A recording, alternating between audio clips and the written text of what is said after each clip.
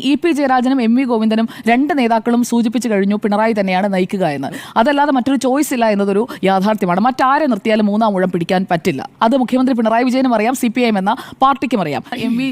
ഗോവിന്ദനും EP. ജയരാജനും മാധ്യമങ്ങൾക്ക് നൽകുന്ന ബൈറ്റുകൾ അത് കൃത്യമായ സൂചനയോട് കൂടിയുള്ള ബൈറ്റായി തന്നെയാണ് നമ്മൾ കാണേണ്ടത്. എന്തായാലും എം.വി. ഗോവിന്ദൻ സംസ്ഥാന സെക്രട്ടറി സ്ഥാനത്തും തുടരാനുള്ള സാധ്യതയാണ് നമ്മൾ കാണുന്നത്. ചുരുക്കി പറഞ്ഞു കഴിഞ്ഞാൽ പ്രത്യേകിച്ച് ഒരു മാറ്റവും ഈ പാർട്ടിയിൽ ഉണ്ടാകുന്നതായി ഞാൻ കാണുന്നില്ല.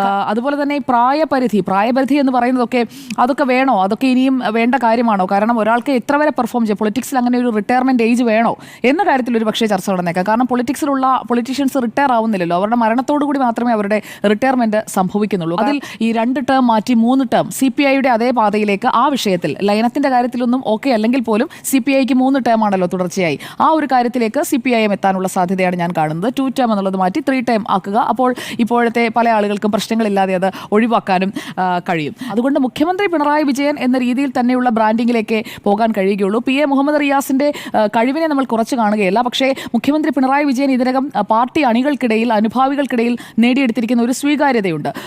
അതോടൊപ്പം തന്നെ ഇപ്പോൾ അദ്ദേഹം വരുത്തിക്കൊണ്ടിരിക്കുന്ന മാറ്റങ്ങളുണ്ട്. ആ മാറ്റങ്ങളെ ഇഷ്ടപ്പെടുന്ന ആളുകളുണ്ട് കേരളത്തിൽ എന്നുള്ളത് മുഖ്യമന്ത്രി പിണറായി വിജയന് അനുകൂലമായ ഘടകമായി നിൽക്കുകയാണ്.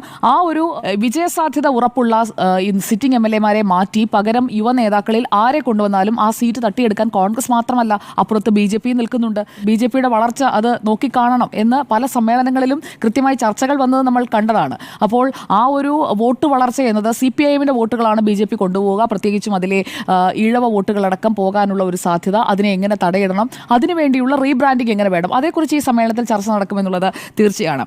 അപ്പോൾ അതുപോലെ കേരളത്തിൽ ഏതെങ്കിലും സീറ്റുകൾ നഷ്ടമാവുകയാണെങ്കിൽ ആ നഷ്ടം നികത്താനായി തങ്ങൾക്ക് പിടിക്കാൻ കഴിയുന്ന സീറ്റുകൾ, ഇപ്പോൾ കോൺഗ്രസിന് ഇപ്പോൾ കിട്ടിയിരിക്കുന്ന സീറ്റുകൾ അടുത്ത തെരഞ്ഞെടുപ്പിൽ അവർക്ക് നിലനിർത്താൻ കഴിയുമെന്ന് നമുക്ക് അസ്യൂം ചെയ്യാൻ കഴിയില്ല. കാരണം തുടർച്ചയായി പ്രതിപക്ഷത്തിരിക്കുമ്പോൾ അതിൻ്റെതായ ഒരു പ്രശ്നങ്ങൾ ആ മണ്ഡലങ്ങളിൽ ഉണ്ടാകും. MLA മാരുടെ പെർഫോമൻസിലടക്കം അത് ബാധിക്കുകയും ചെയ്യും. അപ്പോൾ ഭരണ തുടർച്ച ഉറപ്പാക്കുന്നത് ലക്ഷ്യമിട്ടുകൊണ്ടുള്ള റീബ്രാൻഡിങ് എങ്ങനെയാണ്, അതിനെക്കുറിച്ചുള്ള ചർച്ചകൾ എങ്ങനെയായിരിക്കും ഈ സമ്മേളനത്തിൽ നടക്കുക എന്നതാണ് ഞാൻ ഉറ്റുനോക്കുന്നത്.